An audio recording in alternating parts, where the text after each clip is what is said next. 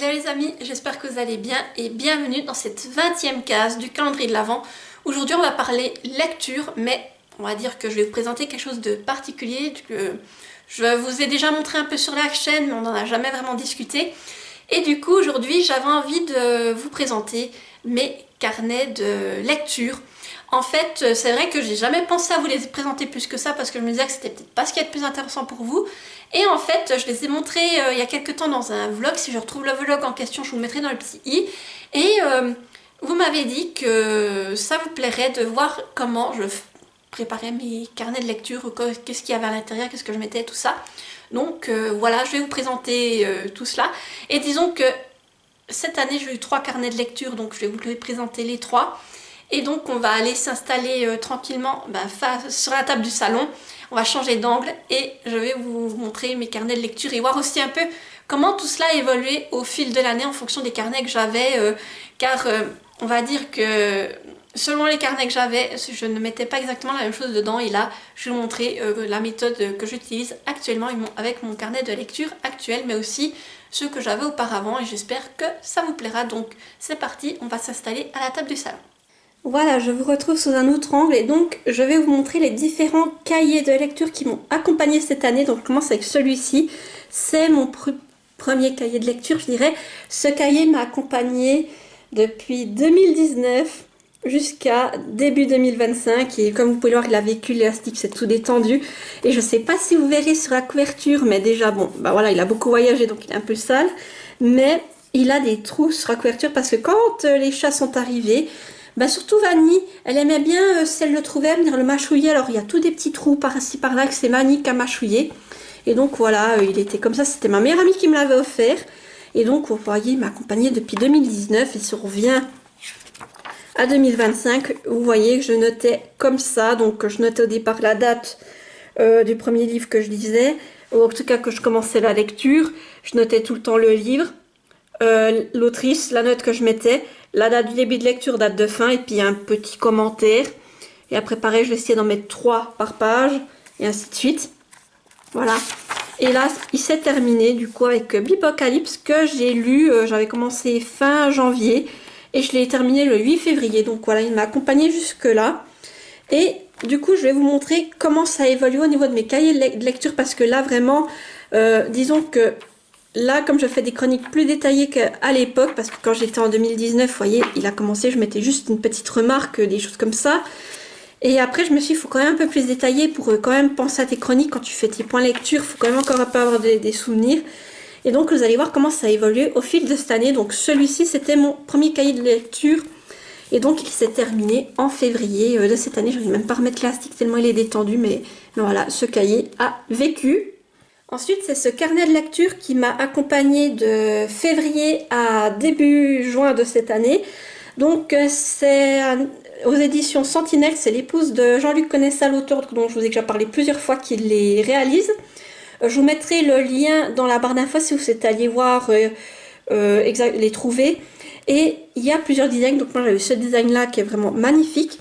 Et donc là, on est sur un cahier qui est déjà plus structuré, si vous voulez. Donc il y a déjà le j'appartiens à, c'est magnifique l'image. Là, elle me l'avait dédicacé. Là, vous avez un petit sommaire. Et là, on commence vraiment sur le style. Alors, je vais peut-être pas vous montrer cette page-là, c'est un tome 2. Je vais peut-être mettre celui-là. Voilà. Alors, pour vous montrer comment est fait pour un livre, en fait, à chaque fois, c'est sur 2 pages. Donc là, vous avez toujours, au début, vous mettez le titre du livre, l'auteur, la maison d'édition, le genre, le nombre de pages, et date de début de lecture, date de fin. Là, vous mettiez le format donc du livre, si c'est un e-book audio papier ou s'il avait été abandonné. Là, le pitch, alors moi, je notais pas le pitch, je mettais vraiment, genre notais c'était un SP, une LC, ces choses-là. Là, vous aviez la note sur 5 étoiles, donc moi, comme je note sur 10, je faisais tout le temps x2, je renotais ma note ici. Si ça avait été un coup de cœur, c'était 1, 2, 3 étoiles, le coup de cœur. Là, il y avait mon lien émotionnel avec ce livre, donc moi, en fait, je remettais un peu des mots-clés qui m'avaient bien plu sur le livre. Là, vous aviez les personnages, ceux que vous aviez aimés, ceux que vous aviez détestés. Les révolutions tout au long de l'histoire. Moi, en fait, ici, au lieu de mettre l'évolution, je mettais un peu les mots-clés pour vous faire les points lecture, des petites phrases pour me rappeler ce qu'il fallait vous dire. Les points forts et les points faibles du livre. Les citations, moi, je notais les pages. Et après, le je vous recommande, oui, non, pourquoi. Voilà, ça se présentait comme ça, c'était déjà préparé, vous aviez juste à compléter, donc ça c'était pas mal. Après moi, disons ce qui me manquait, c'est ici quand je mettais mon point, je pense qu'il m'aurait fallu plus de texte. Mais après, c'est vrai que pour commencer, quelqu'un qui commence les chroniques, ça peut être sympa, ça vous donne une idée de comment vous pourrez orienter vos chroniques. Et là, vous avez tout du long, voilà, vous voyez, j'avais rempli jusqu'à juin. Alors vraiment, il était super bien fait.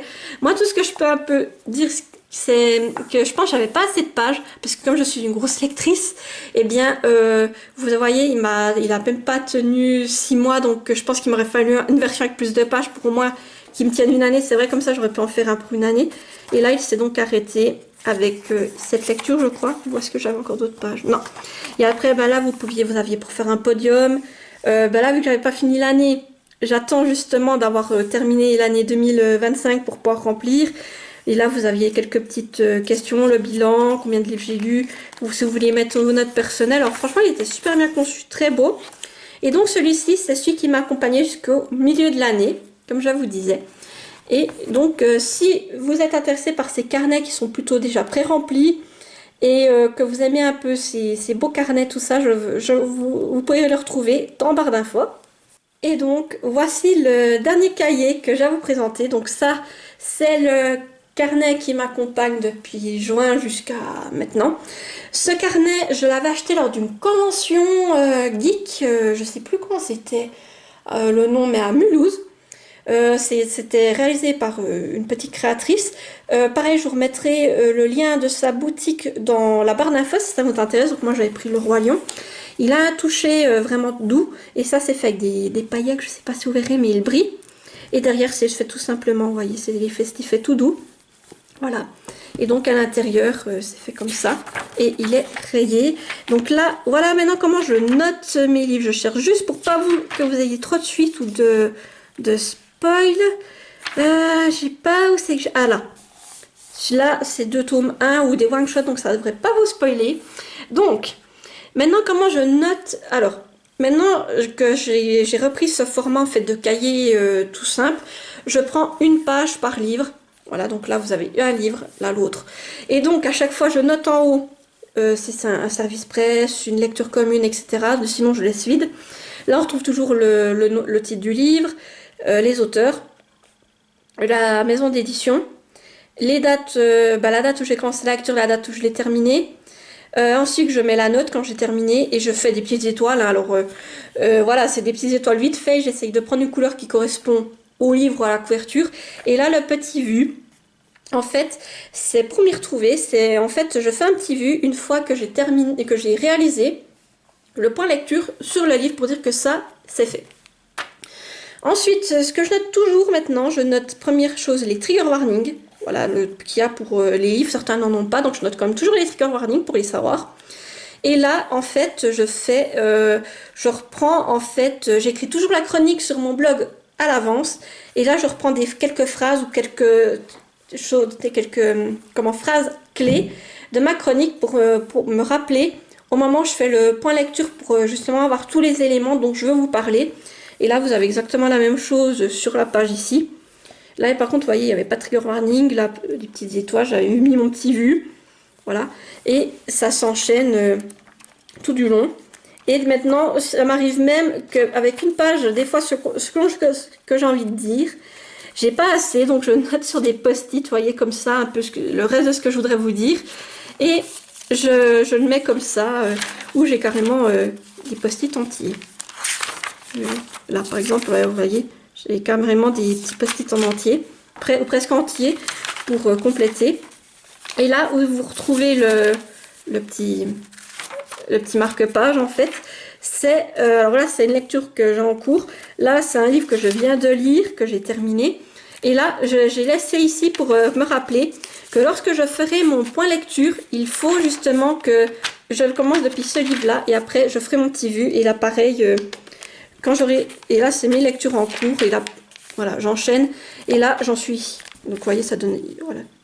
Ouais, j'en ai encore pour un petit moment, je pense, avec ce carnet. Mais en tout cas, j'aime cette méthode aussi que j'utilise maintenant, une page pour noter mes lectures. Alors voilà, c'est tout simple, mais pour moi ça me suffit, c'est ma méthode. Et en plus, voilà, comme ça m'a permis d'expérimenter plusieurs carnets de lecture en une année. Et c'est vrai que je pense, j'aurais pas pensé à vous tourner cette vidéo si on me l'avait pas demandé, parce que je me suis dit que c'est pas quelque chose qui devait vous intéresser plus que ça. Mais bon, n'hésitez pas à me dire vous comment est-ce que vous réalisez vos carnets de lecture.